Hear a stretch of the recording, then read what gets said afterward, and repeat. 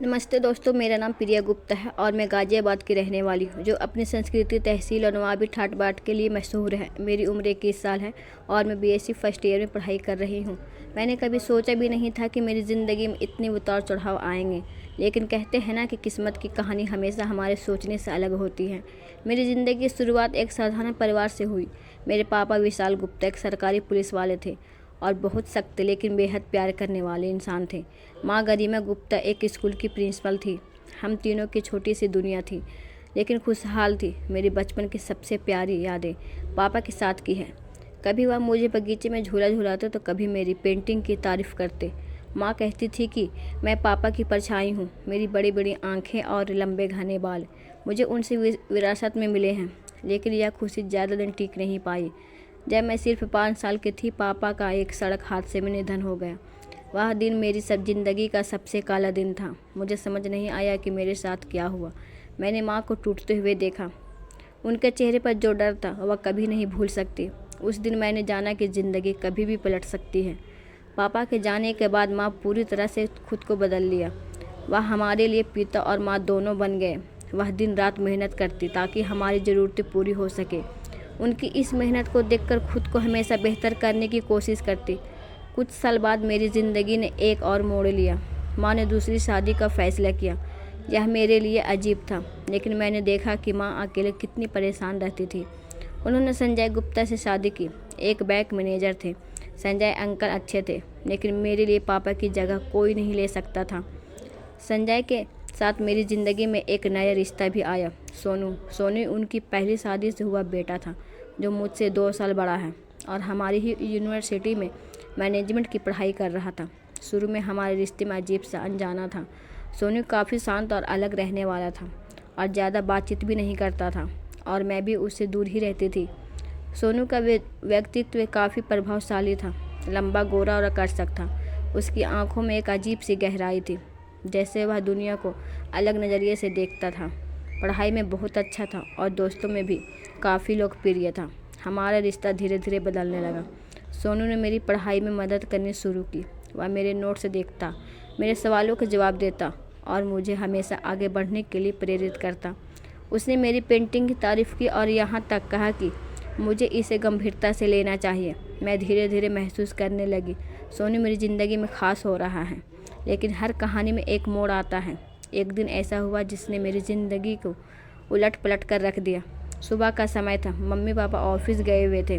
मैं नहाने के लिए बाथरूम में गई। जैसे ही मैंने शावर चालू किया, मुझे लगा कि बाथरूम के बाहर कोई खड़ा है। दरवाजे के नीचे से मुझे कोई एक परछाई नज़र आई। मुझे लगा कि यह मेरा भ्रम है, लेकिन यह घटना बार बार होने लगी। आखिरकार मैंने सच का पता लगाने के लिए ठानी। मैंने अपने फ़ोन का कैमरा बाथरूम के बाहर छुपा दिया और रिकॉर्डिंग चालू कर दी। जब मैंने रिकॉर्डिंग देखी तो मेरे होश उड़ गए। वह कोई और नहीं, सोनू था। मुझे समझ नहीं आया कि क्या करूं। मैंने उससे सीधे बात की। उसने पहले मना किया, लेकिन जब मैंने वीडियो दिखाया तो वह रोने लगा। उसने कहा कि यह उसकी ज़िंदगी की सबसे बड़ी गलती और उसने मुझसे माफ़ी मांगी। सोनू की माफ़ी ने मुझे राहत तो दी, लेकिन मैंने मना में कोई सवाल खड़े हो गए। उसने मुझसे कहा कि वह मुझसे प्यार करता है और मुझे सिर्फ एक बहन के रूप में नहीं देखता। वह यह सुनकर मैं हैरान रह गई। मैंने उसे समझाने की कोशिश की कि हमारा रिश्ता ऐसा नहीं हो सकता, लेकिन उसने कहा कि भावनाओं पर किसी का बात बस नहीं चलता। सोनू के शब्दों ने मुझे सोचने पर मजबूर कर दिया। मैं खुद से लड़ रही थी। मुझे सोनू पर गुस्सा भी था और उसके लिए एक अजीब सा एहसास भी था। मैं जानती थी कि यह समाज और परिवार के लिए गलत होगा, लेकिन मेरे दिल की हालत कुछ और थी। एक दिन हम दोनों घर के आंगन में बैठे थे। अचानक सोनू ने मुझसे सवाल कर दिया।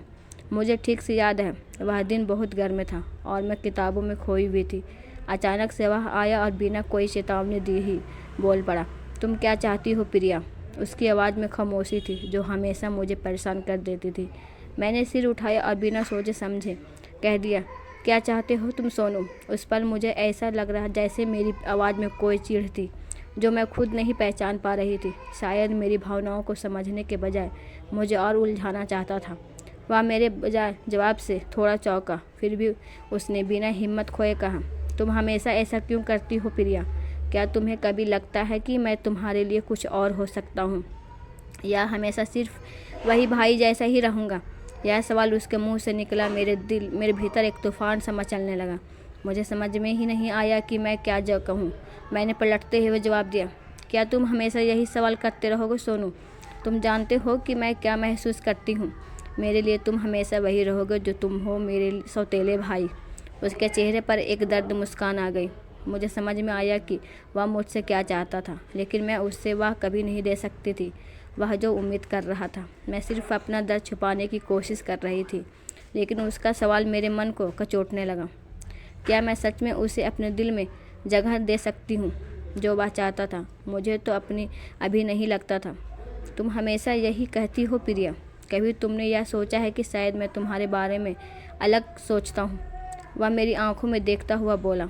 मुझे लगा जैसे मेरी सारी हिम्मत टूट गई। आखिर बातें मुझे अंदर से झकझोर रही थी, लेकिन मैं उसे कभी भी अपने दिल का हिस्सा नहीं बना सकती थी। तुम नहीं समझ सकते और तुम मुझे मेरे तरीके से कभी नहीं समझोगे। मुझे यही सही लगता है और मैं यही कर रही हूँ। उसकी आंखों में एक चुप सी गहरी चिंता थी, जैसे वह सच में जानना चाहता हो कि मेरी सोच क्या है। लेकिन मुझे खुद को बचाने के लिए उस पर चिल्लाना पड़ता। तुम नहीं समझोगे सोनू, तुमसे यह उम्मीद नहीं की जा सकती। वह चुप रहा और फिर धीरे से कहा, क्या तुम कभी मेरी मदद से अपने डर को पार कर सकोगी प्रिया? क्या तुम कभी मुझसे समझ पाओगी? उसकी आवाज़ में एक दुखी और उदासी की रागनी थी जो मेरी आत्मा को छू रही थी। लेकिन मैंने अपनी आंखों को छुपा लिया और कहा, तुमसे क्या मदद लेनी है? तुम तो खुद कभी नहीं कर पाओगे। मेरे लिए सब यह कितना कठिन है। एक गहरी चुप्पी आ गई, जैसे हम दोनों ने एक दूसरे के से सब कुछ कह दिया हो, लेकिन फिर भी कुछ बचा हो। उस दिन हम दोनों के बीच कोई हलचल नहीं हुई, सिर्फ चुप था, और यह चुप मुझे भीतर से बहुत दुखी कर रहा था। कुछ दिनों बाद एक और मौका में आया। हम दोनों बगीचे में बैठे थे। मैं चुपचाप अपने फ़ोन में कुछ देख रही थी जब उसने मेरे पास आकर कहा, प्रिया क्या तुम कभी मुझे वह मौका दोगी जो मैं चाहता हूँ?